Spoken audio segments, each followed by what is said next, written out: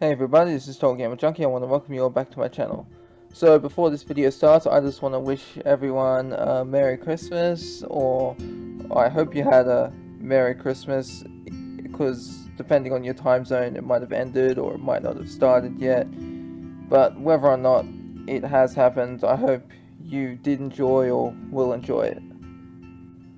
Now, the next arc of Life is Strange is going to be called Echoes, and it will be released on March 17, 2021. Now, the synopsis for it is Max, Chloe, and Rachel delve deep into the Carlsbad caverns where Max is forced to confront the consequences of her actions by the person she least expected. In this video, I'm going to be going over a list of possible people that Max least expected to tell her about the consequences of what her actions have been doing in the new timeline she is with Chloe and Rachel, and how she's also affecting her original timeline. Now, I want to make this clear, when this says by the person she least expected, this does give us a bit of a hint. We know that it is a person Max has seen before, but we don't know who this person is. We just know it's someone that Max knows, so it's not just some random person. So that does give us a small bit of information. So in this video, I'm going to be covering who I believe these people to be and what they could possibly tell Max. So the first person on this list is Nathan Prescott. Now I know what you're thinking, Nathan Prescott, why would he be the one telling Max about the consequences of her actions, and how would he even tell her? Well, there's actually this theory that happened when episode 4 of Life is Strange came out. So there was unused audio files where Nathan knew the storm was coming. This was after Max gets the information from Nathan's room, and this is when Nathan confronts Max and Chloe, and Warren shows up, and Warren starts beating up Nathan, and you can choose to stop Warren or let him continue. But anyways, it's around this area that Nathan is just screaming. He's like, the storm is coming, the storm is going to destroy us. Now, it's not actually, I've tried to find out why this wasn't addressed, why this wasn't pursued, but I think it might have just been an original idea but scrapped. Like, one of the game directors confirmed in an interview that they might implement it in episode 5, but they scrapped it pre-release because it didn't make enough sense story-wise, and there weren't enough hints to Nathan having powers before the final episode. But other than that, there's not much information about why they scrapped it. We got that bit. I guess that's enough, but I would have liked to have known what they were going to do with Nathan. Like, how would he have gotten the powers? How did he start seeing visions? Because, I mean, if he's seeing visions, then obviously he has powers, but the question is, what type of powers does he have? We know he doesn't have Max's rewind ability, but I think it would have been pretty interesting to see this in the game, and I think it could work for the comic, because the comic isn't canon, and the comic tells us how there are an infinite number of timelines, so who's to say one Nathan didn't see the storm in one timeline. Alright, now moving on, the next person I believe that Max will meet and will tell her about the consequences of her actions is Samuel.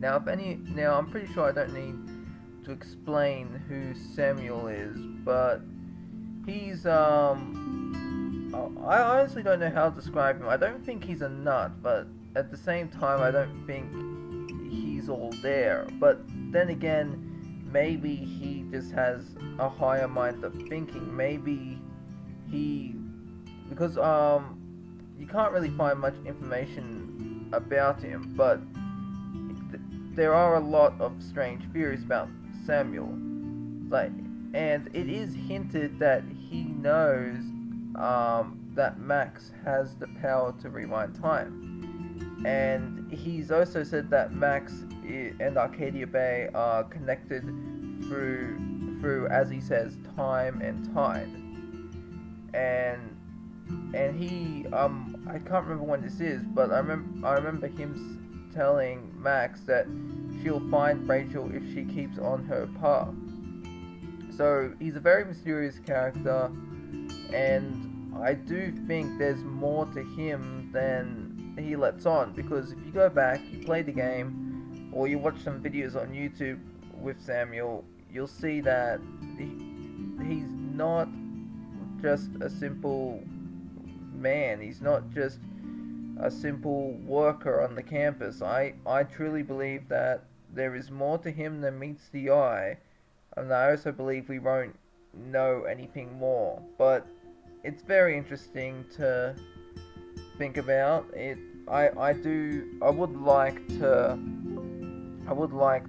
to see him again in a later game, because I think the Samuel character has potential to become a good character, and I would love to see him again later on in either one of the Life is Strange games, or one of the spin-offs like The Awesome Adventures of Captain Spirit, or possibly in the comics. And I do think he would be a good fit for the comics with the way everything's going with infinite timelines and all that.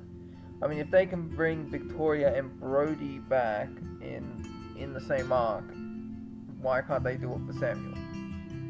Alright, the next person that could possibly confront Max about her actions of hopping between infinite timelines is Rachel Amber from her original timeline.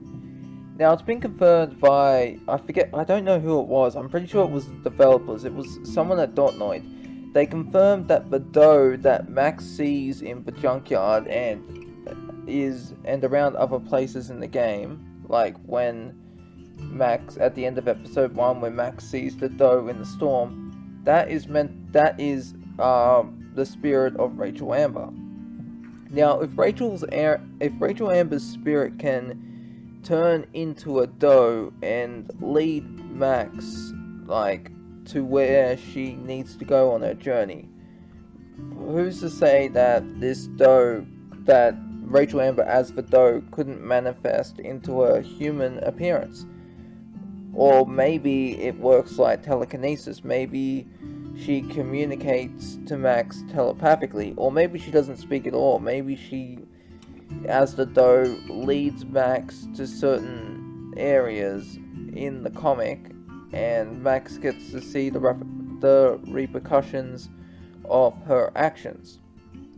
Now again, there's not really much evidence going about Rachel Amber being in the original Rachel Amber being in the comic series, but you never know. I mean, it's Life is Strange. The comic isn't as grounded as the Life is Strange game, and that is saying something, considering it's a game about time travel. But the game does feel a lot more grounded than the comic.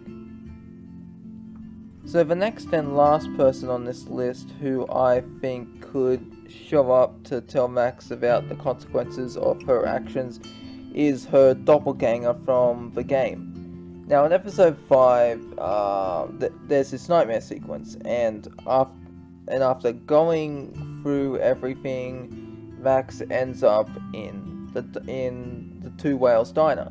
And you see there's a bunch of people from Arcadia Bay, and they're pleading with Max, "Oh, please save me, don't let me die."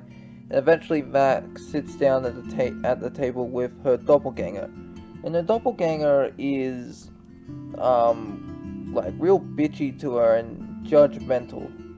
Now, other Max claims she's one of the many Maxes that the protagonist Max left behind.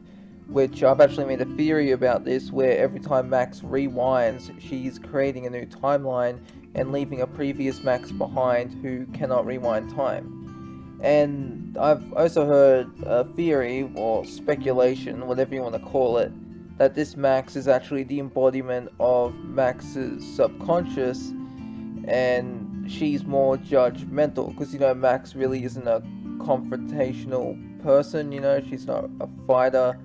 Like, in the beginning at least, like, she learns to stand up for herself and defend herself as the game goes on. But I've heard that people think that this doppelganger is the embodiment of Max's will to fight, just her bravery in that. And I've also noticed a lot of people actually compare her to Victoria, like, so you have Max but with Victoria's personality. And if you go back and play the game and you take a look at Victoria, and you compare all the bitchy lines of dialogue that Victoria has with Max and cross it with the other Max, it's very similar, especially their posture. If you had a look, the posture, the cross-legged posture to be exact, is what Victoria does during Jefferson's art class. Now, it's not actually clear if this isn't actual Max with powers, or if Max is going crazy, but I do think it is not Max. I don't think it's Max going crazy. I think really this is one of the other Maxes that was left behind, because with the comic now, we see Max jumping between an infinite number of realities. So who's to say that this other Max can't do the same thing? And I think it would be very interesting to see this other Max, like, because we had Twin Mirrors that recently came out, and Sam has his doppelganger, which doesn't have a name, but the doppelganger is an extension of himself, that he created, whether consciously or subconsciously, when he was a child.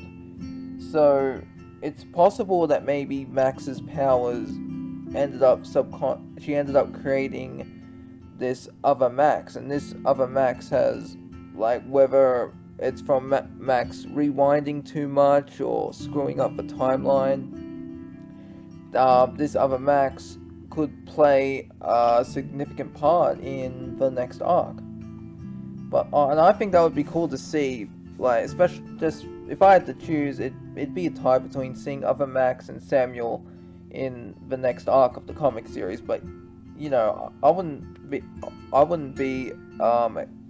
hate if they didn't have those two or either one of them in the comic. But I think it'd be pretty cool to have other Max just be a real judgmental bitch to the comic Max and just judging all her actions.